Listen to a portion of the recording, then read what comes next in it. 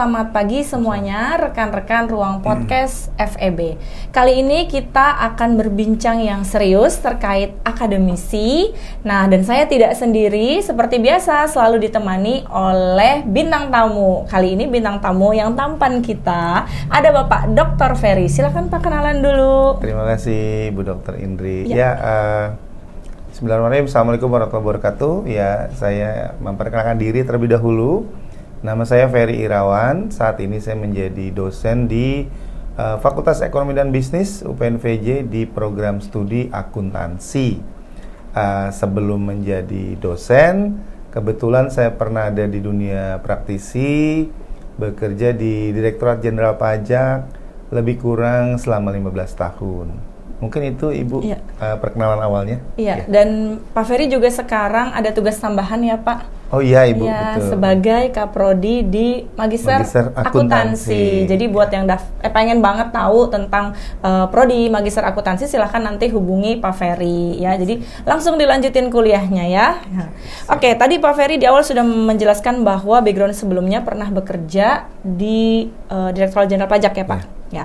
Dan Bapak juga alumni dari Sekolah Tinggi Akuntansi Negara ya. Nah, kita mau berbicara terkait pajak sesuai dengan kepakaran Bapak. Ya. Jadi, yang kita ketahui bahwa sebagai warga negara yang baik, katanya kita harus bayar pajak, Pak. Betul, Ibu. Kenapa, Pak? Ya, pertanyaannya ini langsung menukik ya. Pada saat buka prodi. Jadi, teman-teman sekalian, kenapa harus bayar pajak? Ada dua alasan. Yang pertama, secara yuridis. Memang di dalam konstitusi kita, Undang-Undang Dasar 45, khususnya di pasal 23A, disebutkan intinya adalah adanya kewajiban kita sebagai warga negara untuk membayar pajak, Bu. Karena dengan uang pajak itu masuk ke kas negara, begitu ya, melalui mekanisme APBN yang kemudian nanti uangnya akan dibelanjakan. Kemudian yang kedua, kenapa harus bayar pajak? Secara mungkin ekonomisnya begitu ya. Pajak itu juga berfungsi sebagai alat redistribusi pendapatan, sehingga dengan kita membayar pajak bagi yang memang mampu dan menurut undang-undang diwajibkan untuk itu, uang tadi akan terretribusi atau terdistribusi kedistribusi kepada mereka yang mungkin kekurangan seperti itu, Bu, melalui mekanisme APBN atau APBD di daerah. Mungkin seperti itu, Bu. Iya. Ya. Tadi Bapak sempat mention bahwa pembayaran pajak itu digunakan untuk distribusi kepada masyarakat. Yeah. Nah, gimana dengan pembayaran pajak terhadap pembangunan infrastruktur? Apakah menggunakan pajak yang selama ini dipungut dari masyarakat? Ya, betul, Bu. Jadi memang kalau di dalam struktur atau di dalam postur APBN itu kan ada penerimaan negara, ada belanja negara. Nah, penerimaan negara itu memang mayoritas saat ini masih dari pajak, Bu.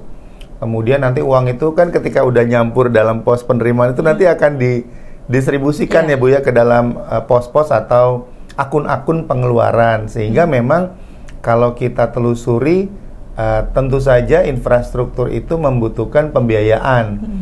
Dalam artian membutuhkan dana. Dana itu bisa diambil dari pajak yang kita bayarkan. Dan kalau memang masih kurang, bisa juga ya melalui mekanisme lain ya, Bu ya, ada mungkin hibah atau mungkin pinjaman dari luar ataupun dari dalam negeri, Bu. Seperti itu. Oke. Tapi Pak, ada banyak case saat sudah membayar pajak, tapi infrastruktur di daerah tersebut tetap rusak. Pandangan Bapak gimana? Nah, itu menariknya. Jadi memang ini sekaligus menjadi kritik untuk kita ya, teman-teman dan Ibu Dr. Indri, bahwa itu semuanya terjadi karena definisi dari pajak itu sendiri, Bu. Jadi di dalam pasal 1, angka 1 Undang-Undang tentang Ketentuan Umum dan Tata Cara Perpajakan, di sana disebutkan pajak adalah iuran yang wajib dibayarkan oleh warga negara atau rakyat kepada negara yang bersifat dipaksakan atau memaksa dan tanpa mendapatkan imbalan atau kontraprestasi secara langsung. Jadi memang ini ada unsur subjektivitas dari penganggarannya, atau kita biasa sebut sebagai politik anggaran gitu, di mana pemerintah akan memprioritaskan pada poin-poin atau hal-hal yang dianggap penting gitu. Bukan berarti membangun jalan rusak itu tidak penting, tapi ada skala prioritas Bu. Nah kebetulan mungkin belum dapat jatahnya begitu mungkin. Atau tadi ada persoalan lain lah ya Pak ya yang kita nggak ketahui. Betul. Kenapa udah dibangun jalan terus rusak lagi. Nah, gitu ya. Intinya koreksilah kepada pemerintah. Betul. Nah, terkait suasana Indonesia mungkin dari awal September ya Pak, kita ada permasalahan demo, masyarakat kurang berkenan dengan adanya DPR dan lain-lain hal. Bahkan ada yang namanya tunjangan para dewan juga dibiayai oleh pajak rakyat ya Pak ya. Gimana sih tanggapan Bapak terkait masyarakat yang merasa ya udah deh ngapain kita bayar pajak, toh uangnya juga larinya ke mereka gitu kan. Ya karena tadi ada prestasi yang tidak didapatkan secara langsung gitu ya Pak dari kita membayar pajak. Nah menurut tanggapan Bapak ketika ada masyarakat yang mempunyai pola pikir, duh enak amat ya DPR gitu dapat tunjangan, gajinya juga sebulan itu bisa berkali-kali dengan uang yang dibayarkan dari yang dipungut dari pajaknya rakyat gitu ya, Pak. Baik. Ini saya serasa ujian ya, pertanyaannya Bu Indi sangat susah ya. Jadi mungkin ya baik Ibu Dr. Indri dan teman-teman. Jadi memang banyak sekali instrumen ataupun mungkin variabel ya atau faktor kenapa demikian. Tapi mungkin saya bisa jawab yang pertama seperti ini. Di dalam konteks atau konsep ada namanya New Public Management, kemudian ada di akuntansi kita mengenal ada governance atau tata kelola, di mana memang salah satu poinnya Bu, ketika ingin bagus begitu birokrasinya mesti ada, atau bukan mesti ada ya, sebaiknya ada remunerasi imbalan yang mungkin pantas, yang mungkin cocok, yang mungkin bisa mencukupi ya, walaupun kata cukup ini relatif. Tapi di sisi lain kita tahu bahwa kebijakan yang diambil pemerintah itu sebaiknya, ini pandangan kita ya Ibu sebagai akademisi gitu ya, setidaknya memang harus memenuhi 4 aspek atau 4 pilar yang saya sebut. Yang pertama adalah aspek yuridis atau aspek legal, kedua aspek ekonomi, ketiga aspek administrasi, yang keempat ini sosial budaya. Jadi pemberian tunjangan melalui atau lewat uang yang kita kumpulkan dari masyarakat itu secara undang-undang memang ada Bu, secara legalnya ada. Jadi tidak mungkin pemerintah atau DPR dalam hal ini Setjen mungkin ya yang sebagai kuasa pengguna anggarannya itu tidak mungkin mengeluarkan aturan kalau tidak ada undang-undangnya, tidak mungkin. Yang kedua secara ekonomis hitung-hitungannya memang masuk dalam artian effort yang mereka lakukan mungkin dianggap tepat begitu. Ini versi mereka ya Bu ya, kita coba berempati. Yang ketiga secara administrasi bisa dilakukan, artinya mekanismenya pembayarannya berapa bulan sekali kan kita dengar tuh Bu ya, pembayaran tunjangan atau fasilitas insentif bagi anggota DPR kan banyak ada gaji, ada tunjangan reses, ada tiap rapat ada tunjangan gitu ya. Jadi dalam setahun mungkin bisa sekian miliar. Nah, yang keempat ini mungkin yang belum menjadi perhatian, yaitu aspek sosial dan budaya. Ketika masyarakat saat ini sulit mencari pekerjaan, banyak PHK, secara psikologis itu mereka terluka gitu. Sehingga dengan adanya pemberitaan seperti itu mungkin 3 aspek tadi tidak masalah Bu sebetulnya. Tapi dari sisi sosial budaya itu unacceptable bagi masyarakat kita, sehingga timbullah kejadian yang akhir Agustus sampai awal September seperti itu Ibu. Jadi memang mungkin kurang bijak ya Pak mengeluarkan berita kenaikan tunjangan, memberitahu berapa besar tunjangan yang mereka dapatkan di saat kondisi perekonomian juga sedang tidak baik-baik saja. Ditambah lagi saya izin menambahkan Bu, pemerintah itu sebetulnya punya rencana menaikkan PPN menjadi 12%. Jadi kan awalnya 10, naik 11, kemudian 12 sebentar jadi 11/12. 11/12 itu artinya yang 12% itu hanya untuk barang tertentu, sisanya 11. Nanti sekarang nih atau nanti rencananya Januari kalau saya tidak salah itu menjadi 12% yang 11 ini. Nah, tentu kalau dari sisi mungkin keilmuan Ibu dari sisi ekonomi, PPN itu adalah jenis pajak yang tidak adil. Karena semua masyarakat kena dan lapisan masyarakat yang terkena itu baik ini bisa terkonfirmasi dari laporannya BPS atau World Bank dan mungkin Kementerian Keuangan sendiri, itu yang terkena dampaknya adalah golongan menengah ke bawah Bu, PPN itu. Nah sementara untuk PPH pemerintah ingin meningkatkan investasi asing, meningkatkan FDI, menurunkan tarif PPH badan misalnya. Nah ini justru kurang tepat gitu. Jadi Ini sepertinya akumulasi kekecewaan dari masyarakat, Bu. Jadi bukan hanya apa namanya tunjangan anggota dewan yang naik gitu ya, tapi juga apa namanya realita di masyarakat ini kesulitannya luar biasa, dan ini mungkin tadi saya sampaikan secara sosial budaya kurang pas gitu. Karena sedikit unik ya Pak, kalau pemerintah naikin PPN ke-12 terus suruh masyarakat banyak konsumsi, gimana cara konsumsi kalau betul. pajaknya juga jadi naik ya? Pajaknya naik, sementara purchasing power kita turun karena kan laporan BPS kemarin hampir 10 juta golongan menengah kita tuh hilang gitu kan. Benar. Padahal Indonesia ini ekonominya kan pengungkitnya kan consumption gitu kan. Benar, itu yang menjadi yang menjadi kekuatan ya. Betul. Nah, tadi ketika Bapak sampaikan PPN itu adalah pajak yang kurang adil ya. Menurut pandangan beberapa pihak juga ada tax service Pak yang kurang adil.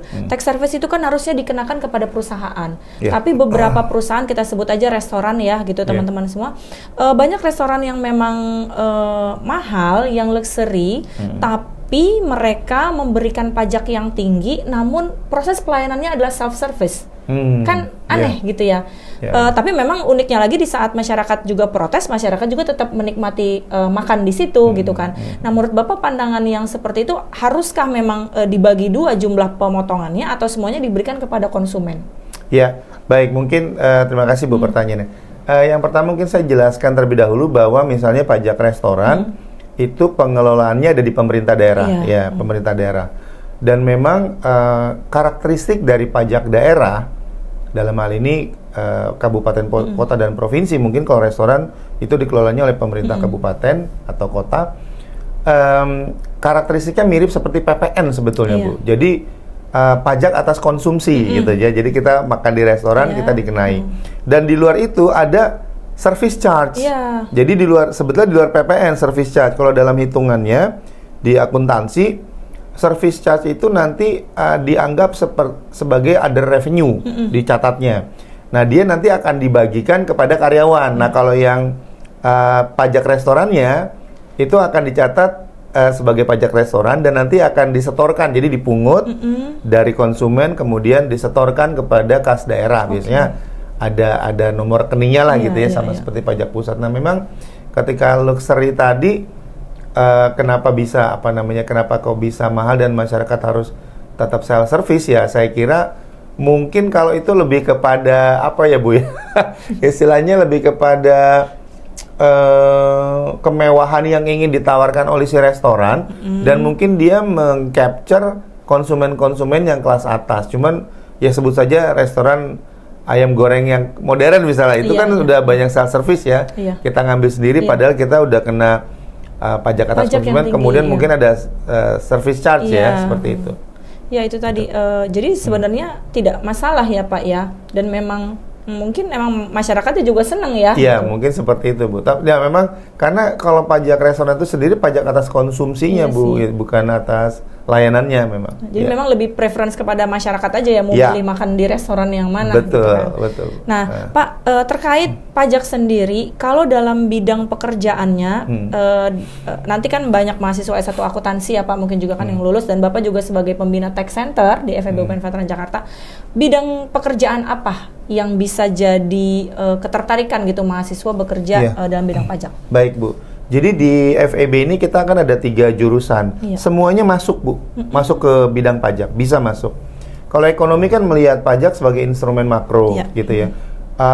Kalau misalnya mau bekerja di pajak itu bisa misalnya di lembaga atau di kantor konsultan atau di perusahaan yang memang menjadi ekonomisnya, menjadi katakan researchernya begitu ya. Bagaimana kebijakan pajak dan sebagainya. Kemudian kalau di akuntansi, pajak itu kan lebih kepada reporting, pelaporannya Bu.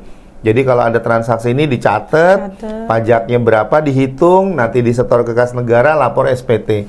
Nah, kalau teman-teman yang dari jurusan manajemen itu mereka bisa masuk ke tax management. Bagaimana pengelolaan manajemen pajaknya supaya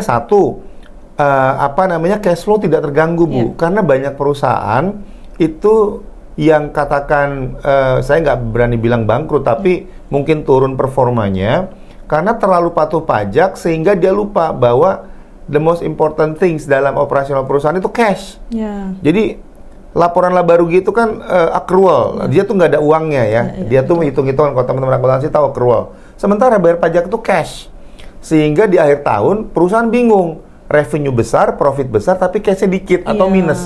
Nah ini yang membuat akhirnya perusahaan mandek. Nah inilah peran dari teman-teman di manajemen Bu. Jadi sebetulnya semua jurusan di FEB, UPN-VJ itu semuanya potensial. Bahkan makanya kan di ekonomi pembangunan atau mungkin ekonomi syariah, kita kan juga ada mata kuliah pengantar akuntansi. Nah itu sebetulnya cukup untuk modal logik dari akuntansi gitu. Jadi orang-orang manajemen, mahasiswa manajemen atau mahasiswa ekonomi itu paham, oh nanti tuh ujung-ujungnya pelaporan gini, oh PPH tuh di jurnalnya seperti ini, PPN tuh akunnya akun kredit atau debit, nah seperti itu. Sehingga cuman kalau ekonomi melihatnya dari sisi makro, dari sisi strategik, akuntansi mikro dari sisi pelaporan, patuh ini dan itu. Manajemen dari sisi pengelolaannya Bu. Jadi memang ini bisa masuk ke semua disiplin ilmu, bukan spesifik di akuntansi saja. Betul, karena pengalaman saya melihat teman-teman itu, mereka belajar pajak kadang di fakultas hukum, kadang di ekonomi, kadang di administrasi, kadang di akuntansi atau bisnis. Nah, semuanya masuk dengan angle yang berbeda. Iya, gitu. Dengan sudut pandang yang berbeda-beda ya teman-teman. Nah, Pak, berarti di Tech Center itu sendiri gabungan ya dari mahasiswa ketiga jurusan tersebut. Betul, semuanya ada Bu, semuanya ada. Bahkan ekonomi syariah juga ada. Banyak ya? Ada. Kira-kira kegiatan apa Pak yang sering mereka lakukan? Iya, kalau mahasiswa itu di istilahnya namanya kalau kelompok mahasiswa KM KSM. Kelompok Studi Mahasiswa. KSM ya, KSM Tech Center. Itu kegiatannya bahkan lebih banyak daripada mungkin fakultas Bu. Jadi mereka ada kegiatan rutin kayak misalnya mengadakan lomba, acara tahunan, seminar, conference dan macam-macam. Kemudian juga membantu ketika pengisian SPT. Kemudian juga ada kegiatan relawan pajak yang merupakan programnya Kanwil Pajak Bu. Jadi kita UPN-VJ ada. Kita UPN-VJ ini di bawah koordinasi dari kantor wilayah DJP Jakarta Selatan 2. Kalau KPP-nya KPP Jakarta Cilandak. Nah itu kalau ada kegiatan, mereka butuh bantuan relawan dan teman-teman KSM ini yang memang aktif Bu. Jadi kayaknya lebih sibuk gitu. Kalau KSM Tech Center ini lebih sibuk. Jadi kalau saya kadang ke ruangan juga pada banyak aktivitasnya gitu.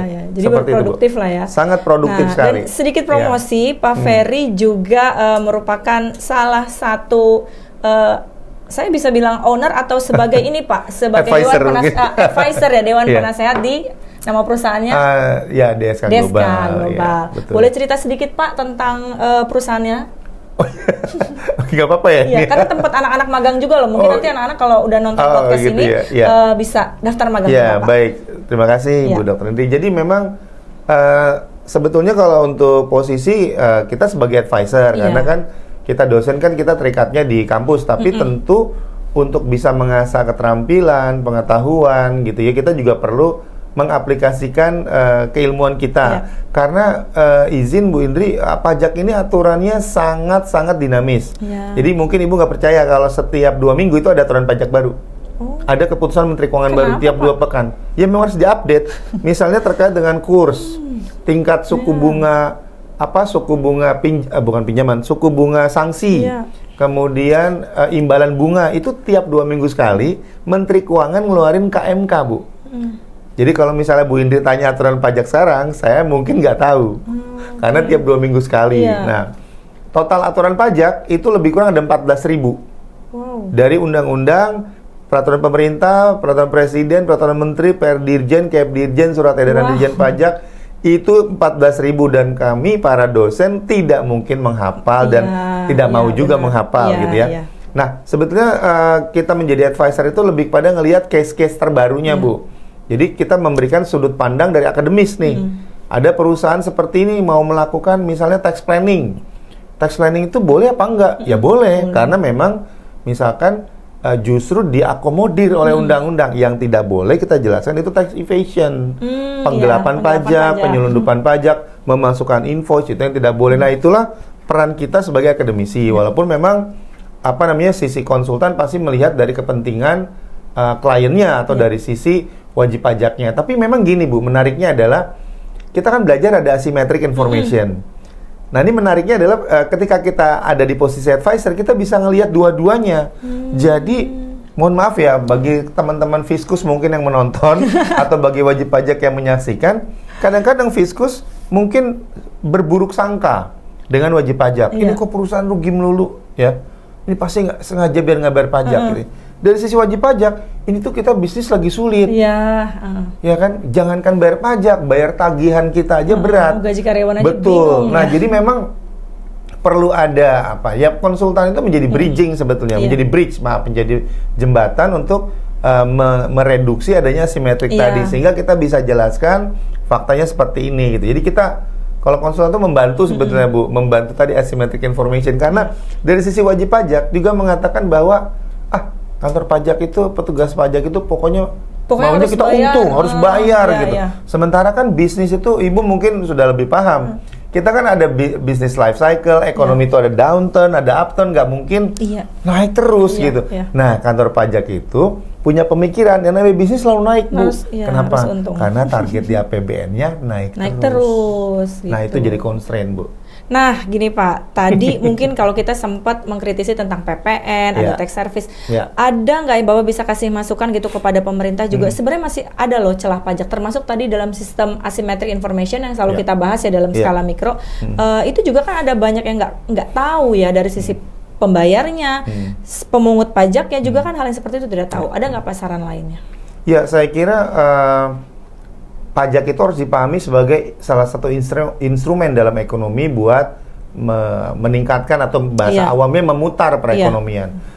Tapi bukan berarti, kan ada trade off ya Bu ya, kita paham ya, ketika government itu menambah tarif pajak, kan harapannya masuk ke APBN turun bisa menimbulkan multiplier effect. Nah, tapi faktanya tidak selalu demikian gitu. Jadi mungkin menurut kami gitu ya, masukannya mungkin kalkulasi secara makro boleh, tapi di level mikro pun harus diperhitungkan gitu. Karena gini Bu, pemerintah itu terkadang kan ngitungkan secara agregat. Kan agregatnya memang naik nih. Kalau APBN belanjanya gede, maka ekonomi muternya banyak, pertumbuhan bisa ini dan itu naik. Nah, tapi di sisi mikronya itu nggak kayak gitu. Jadi dampak, misalnya gini, gara-gara ada kebijakan misalnya contoh penghematan, kan belanja jadi berkurang, kemudian pajak ditarik, kan harapannya kan supaya misalnya nanti kembali ke masyarakat, sementara ada kelompok masyarakat yang tanda petik nggak kebagian kue itu. Jadi dia kena PHK, dia mau bisnis susah, minjem uang ke bank nggak bankable. Nah, itu yang sisi mikro itu mungkin harus dihitung oleh pemerintah. Mungkin yang pemerintahnya ngitung bukan di Ditjen Pajak ya. Kalau Ditjen Pajak kan administratur, dia nggak bisa. Itu tugasnya mungkin kalau dulu namanya Badan Kebijakan Fiskal, atau mungkin di level Bappenas, atau di level misalnya di OJK gitu ya, yang penyaluran misalnya kredit untuk masyarakat yang terdampak. Nah, mungkin lebih ke sana Bu. Jadi sekarang ini secara agregatnya hitungannya oke, tapi begitu dibagi ke mikro, kelompok-kelompoknya itu ada betul Bu, ada yang banyak yang nggak kebagian, bukan ada. Nah, ini itulah kemudian memicu masalah sosial kan. Karena yang dapat durian runtuh ada, tapi yang ketiban duriannya juga ada banyak gitu Bu. Nah, ini yang mungkin bisa sama-sama kita cari solusinya gitu. Saya kira demikian. Memang nggak mudah ya teman-teman untuk kita menyamakan suara ya seluruh masyarakat yang ada di Indonesia, karena Indonesia itu luas, besar, dan keragaman budaya sukunya juga berbeda-beda. Nah, tadi udah banyak Pak Ferry kasih kita ilmu terkait pajak dan lain-lain hal. Saya minta ada closing statement dari Bapak terkait kita sebagai masyarakat, tolong jangan skeptis atau negatif terhadap pemerintah untuk pemungutan pajak. Karena bagaimanapun juga ketika kita membayar pajak, sebenarnya hampir 90% semuanya kita nikmatin. Listrik kita dapat, air kita dapat gitu kan ya. Jalan juga sebenarnya lancar. Walaupun ibaratnya kalau dalam suatu orkestra itu ada tuts yang mungkin missing dikit deh gitu kan ya. Ada berapa kesalahan. Cuman karena memang yang kesalahan ini tadi Bapak bilang di bagian grassroots, yang di bagian bawah, suara orang-orang yang hunger ini jauh lebih terdengar lah, yang kelaparan ini jauh lebih terdengar dan lebih berani untuk bersuara gitu. Kalau kita yang tidak dalam keadaan kelaparan, mungkin kita bisa dalam kondisi yang cuek aja gitu kan. Betul. Banyak soalnya skeptis juga yang bilang gini, mau negara kayak gimana juga, yang penting saya kerja, saya dibayar. Tapi kan pemikiran gitu juga nggak baik ya Pak. Betul. Boleh Bapak mungkin kasih pandangannya gitu terkait hal ini, sehingga masyarakat juga semakin aware dan memang ada willingness to pay terhadap pajak. Ya, baik. Ya, terima kasih Bu Dr. Indri. Jadi memang kita sebagai warga negara, teman-teman sekalian, memiliki kewajiban secara undang-undang. Kemudian juga memang teori pemungutan pajak ini kan banyak sekali ya. Ada yang dilatar belakangi oleh gotong royong, ada teori asuransi gitu ya. Nanti tinggal bagaimana kita meng-capture mau pakai perspektif yang mana. Teori asuransi maksudnya gini Bu. Pajak yang kita bayarkan itu seolah-olah seperti premi. Jadi sehingga ketika kita butuh, kita bisa dapat nih nilainya kan gitu. Cuman itu ternyata tidak cocok gitu. Dan akhirnya teori yang dipakai memang atau yang banyak diaplikasikan adalah teori bakti atau memang ya kita harus bayar sebagai bentuk patriotisme.